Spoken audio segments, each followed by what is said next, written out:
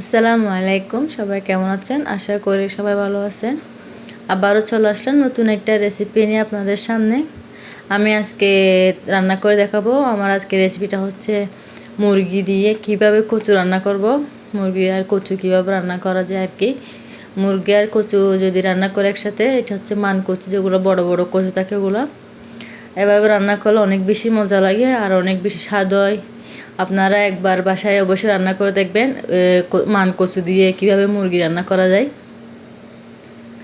আমার ভিডিওটা না টেনে পুরো দেখার চেষ্টা করবেন, তাহলে বুঝতে পারবেন।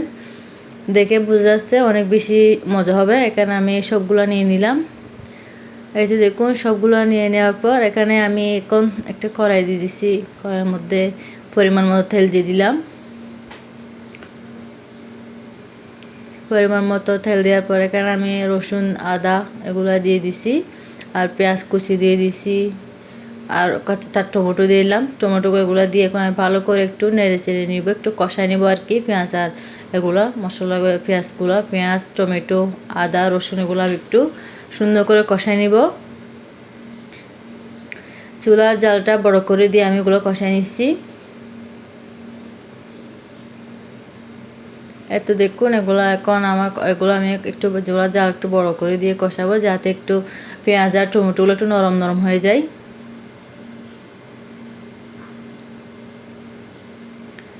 এরপর আমি এখানে দিয়ে দিব গুঁড়া মশলাগুলো, যেগুলো হচ্ছে তেজপাতা, লং, এলাচি এগুলো দিয়ে দিছি, গোলমরিচ এগুলো দিয়ে দিলাম। বড় বড় মশলা যেগুলো আছে ওগুলো দিয়ে দিছি আর কি।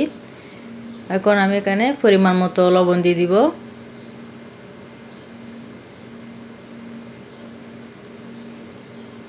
আমি পরিমাণ মতো লবণ দিয়ে আবার একটু কষা নিচ্ছি।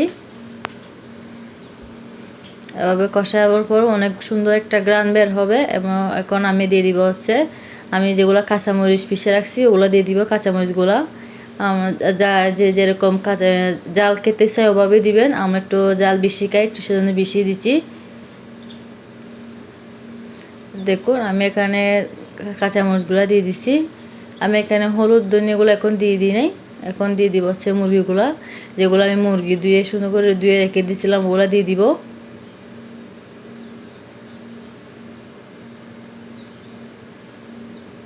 এত দেখুন, আমি মুরগিগুলো দিয়ে দিচ্ছি। মুরগিগুলো দেওয়ার পর একটু ভালো করে নেড়েছি, একটু কষাই নিব। আমার চুলা জাল এখনও বড় করে দিছি। আমি এখন দিয়ে দিব হচ্ছে একটু একটু মুরগিগুলো একটু কষানোর পর একটু দিয়ে দিব হচ্ছে ধনিয়া দিয়ে দিলাম, ধনিয়ার গুঁড়া। এরপর দিয়ে দিব হলুদের গুঁড়া।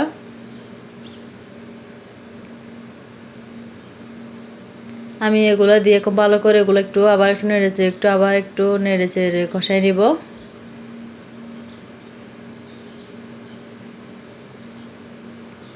এভাবে যদি মুরগি দিয়ে আর মান কচু রান্না করা যায় অনেক বেশি মজা হয়। এত দেখুন, আমি কচুগুলা দিয়ে দিচ্ছি। এগুলা আপনারা মান কচুটা এভাবে দিবেন, ছোট ছোট করে কেটে।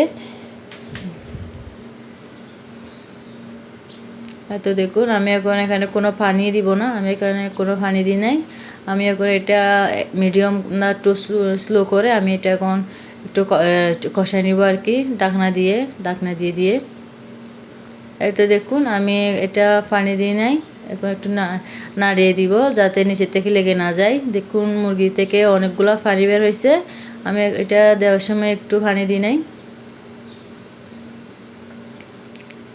এই তো দেখুন, মুরগি থেকে অনেকটাই পানি বের হয়েছে। আমি এটা এখন একটু ভালো করে নেড়ে চেড়ে আবার ঢাকনা দিয়ে দিব।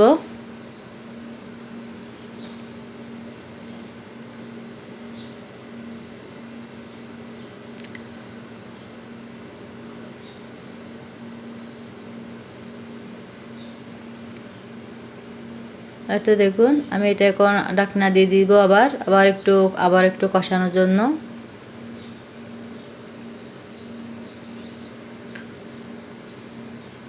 এত দেখুন, আমি চলে আসছি। এটা অনেকগুলো পানি বের হয়েছে। কষিয়ে আমি এটার মধ্যে একটু পানি দিব আর কি, আর একটু পানি দিব যাতে একটু ঝুল ঝুল মজা হয়, অনেক মজা হয়। আপনারা চাইলেও দিতে পারেন, না চাইলে এভাবে খেতে পারেন। আমার তো এভাবে একটু পানি দিয়ে একটু এখানে এই মানকচু ঝোলটাই মজা লাগে বেশি, শোরবাটা মজা লাগে আর কি। এতে দেখুন আমি একটু পানি দিয়ে দিছি। পানিগুলো দিয়ে আমার কচুটা প্রায় 80% সিদ্ধ হয়ে আসছে। এখন একটু পানি দিয়ে আবার একটু সিদ্ধ করে নিব কচুগুলা। তো দেখুন আমি এখন একটা ঢাকনা দিয়ে দিব। তো ঢাকনা দেওয়ার পর চলে আসছি। এটা অনেকটা পানি বের হয়েছে। আমি মাঝখান থেকে আর একটু পানি দিয়েছিলাম, এটা একটু লেগে গেছিল নিচের থেকে, সেজন্য। তো দেখুন আমার এখন কচুটা আমি সিদ্ধ আপনাদেরকে দেখাই কীভাবে সিদ্ধ হয়েছে। অনেক বেশি গরম ছিল, সেজন্য হাত দিয়ে ধরা যাচ্ছে না। আমি একটা চামচ দিয়ে কেটে দেখাই আপনাদেরকে কীরকম সিদ্ধ হয়েছে। তো দেখুন চামচটা কি সুন্দর করে কাটা যাচ্ছে, একদম সিদ্ধ হয়ে গেছে, একদম নরম হয়ে গেছে।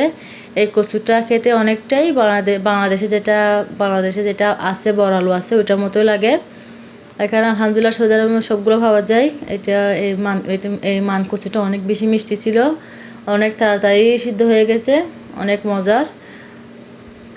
তো দেখুন আমার রান্নাটা একদম শেষ পর্যায়ে এসে গেছে। আমি এখন এখানে দিয়ে দিব ধনিয়া পাতা দিয়ে দিব। দেখুন ধনিয়া পাতা দেওয়ার পর সবসময় আমি যেটা বলি, ধনিয়া পাতা দেওয়ার পর রান্নার কালারটাই চেঞ্জ হয়ে যায়, অনেক বেশি সুন্দর হয়ে যায়। রান্নাটা দেখতে খেতে ইচ্ছেকর মতো সুন্দর হয়ে যায়। দেখুন আমি এখানে এখন ধনিয়া পাতা দিয়ে দিলাম। এখন হচ্ছে গরম গরম ভাতের সাথে এভাবে যদি খাওয়া যায় অনেক বেশি মজা হয়। আলহামদুলিল্লাহ সৌদি আরবের মধ্যে আমরা সব কিছু পাই, অনেক সব কিছু পাই, ওইগুলো সব কিছু পাওয়া যায়, সেজন্য খাওয়া যায় আর কি। এত দেখুন আমার রান্নাটা একদম শেষ হয়ে গেছে। এভাবে এখন গরম গরম ভাতের সাথে এটা এখন কচু মেখে অবশ্যই খেয়ে দেখবেন, আপনার রান্না করে দেখবেন কীরকম লাগে, খেয়ে কীরকম লাগছে ওটাও জানাবেন। এই তো দেখুন এগুলো হচ্ছে সৌদি আরবের মুরগি, এগুলোটা দেশি মুরগি নয়, যেগুলা ফার্মের মুরগি থাকে ওরকম আর কি। বাংলাদেশে যেটা ফার্মের মুরগি থাকে ওরকম। এখানে ফ্রিজে মুরগি পাওয়া যায়, কিন্তু আমরা ফ্রিজে মুরগিটা অত খাই না। এটা হচ্ছে তাজা গিয়ে আপনি হচ্ছে আপনি নিজে দেখে জবাই করে কেটে আনবেন। এই জন্য আমরা এগুলো তাজা মুরগিগুলো খাই, যেগুলো ফ্রিজে আছে ওগুলো খাওয়া যায় না। এত দেখুন আমি আপনাদেরকে একটা কচু কেটে দেখালাম, কি সুন্দর হয়েছে। আপনাদের যদি আমার ভিডিওটা রান্নাটা ভালো লাগলে অবশ্যই জানাবেন কার কীরকম লাগছে, আর কে কে মান কচু দিয়ে মুরগি রান্না করে খাইছেন এটা জানাবেন। আমাদের বাসায় মান কচু দিয়ে মুরগি রান্নাটা অনেক বেশি পছন্দ করে সবাই। কচুটা সবারই পছন্দ লাগে, আর কচু বেশিরভাগ মাছ দিয়ে খাওয়া যায়। আপনারা কি কোনোদিন মান কচু দিয়ে বা মুরগি রান্না করে খেয়ে দেখছেন এটা জানাবেন, কীরকম লাগছে। আমার ভিডিওটা সবাই বেশি বেশি করে শেয়ার করবেন, লাইক করবেন, কমেন্ট করবেন। আমি যেহেতু নতুন অনেক কিছু ভুল হতে পারে, আপনারা অবশ্যই জানাবেন আমার কোথার থেকে ভুল হচ্ছে, এগুলো আপনারা আমাকে দেখিয়ে দিবেন, আমি যাতে পরবর্তীতে সেই ভুলটা আপনারা ধরে দিলে আমি যেন অবশ্যই শুধরাতে পারি।